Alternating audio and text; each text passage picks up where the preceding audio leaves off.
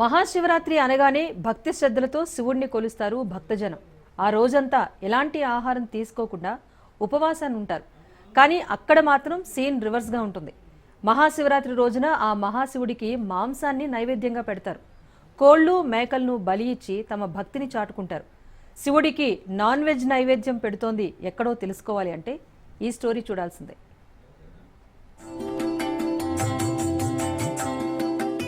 శివుడు అభిషేక ప్రియుడు. అంతేకాదు భక్తులు ఏమిచ్చినా స్వీకరించు దేవుడని ప్రతీతి. శంకరుడని భక్త కన్నప్ప వేట మాంసంతో ప్రసన్నం చేసుకున్నాడని చరిత్ర చెబుతోంది. అయితే తెలంగాణలో మాత్రం శివుడు ప్యూర్ వెజిటేరియన్ దేవుడు. కానీ ఎక్కడ లేని విధమైన ఒక ఆచారం సిరికొండ మండలంలో ఉంది.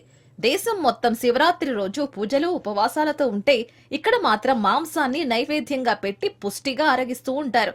శివరాత్రి 2 రోజులు ఇక్కడ సందడిగా ఉంటుంది.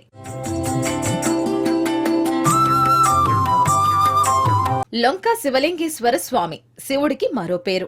నిజామాబాద్, కరీంనగర్ జిల్లాల సరిహద్దుల్లో సిరికొండ మండలంలోని దట్టమైన అడవుల్లో ఎత్తైన కొండపై స్వామివారు వెలిశారు. శివరాత్రి ఉత్సవాల సందర్భంగా వేలాది మంది భక్తులు విచ్చేసి శివలింగేశ్వర స్వామిని దర్శనం చేసుకుంటారు. అయితే శివరాత్రి ఉత్సవాలు అనగా శివుడి పేరిట ఉపవాసం ఉండడం ఆనవాయితీ. కానీ ఇక్కడ మాత్రం భక్తులు శివలింగేశ్వర స్వామి వద్ద మేకలను బలిచ్చి నైవేద్యం పెట్టి మొక్కుతూ ఉంటారు.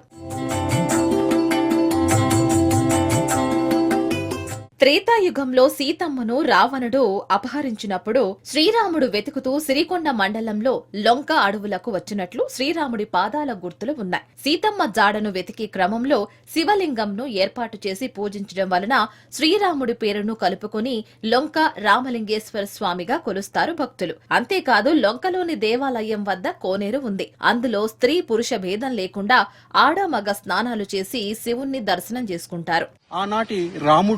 ఆనాడు రావణాసురుడు సీతను తీసుకెళ్లినప్పుడు ఆ సీతమ్మ వారిని వెతుక్కుంటూ నడిచినప్పుడు ఈ లొంక అడవుల్లో ఇక్కడ ఉన్నటువంటి దేవాలయం దగ్గర ఆ రాముని యొక్క పాదాలు కనిపించడం ఒక ప్రత్యేకతను సంతరించుకుంటుంది. అంటే ఆనాటి రాముడు ఇక్కడ ఈ దేవాలయంలో సేద తీరినట్టుగా మనం చెప్పుకోవచ్చు. శివరాత్రి ఉత్సవాలు అంటేనే ఎంత నిబద్ధతతో క్రమశిక్షణతో ఉపవాసాలు ఉంటారు. దేశంలోని శివాలయాలు శివరాత్రికి భక్తులతో కిటకిటలాడుతూ ఉంటాయి. కానీ సిరికొండ మండలంలో ఎత్తైన కొండలపై వెలిసిన శివుడికి మాత్రం మహాశివరాత్రి సందర్భంగా మాంసంతో నైవేద్యం పెడతారు భక్తులు. కోరిన కోర్కెలు నెరవేరాలంటే మేకలను శివుడికి బలి ఇవ్వాలని ఇక్కడి భక్తులు నమ్ముతూ ఉంటారు.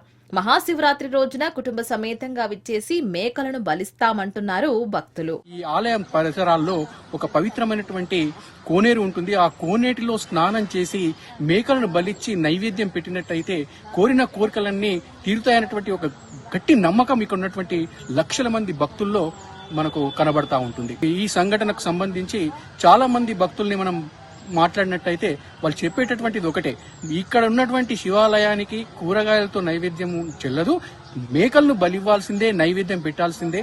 అది పురాతన ఆచారంగా వస్తుంది, తాత ముత్తాతల నుంచి ఈ ఆచారం నడుస్తుంది కాబట్టి మేము అదే ఫాలో అవుతున్నామని చెప్పేసి వాళ్ళు కూడా చెప్తా ఉంటారు.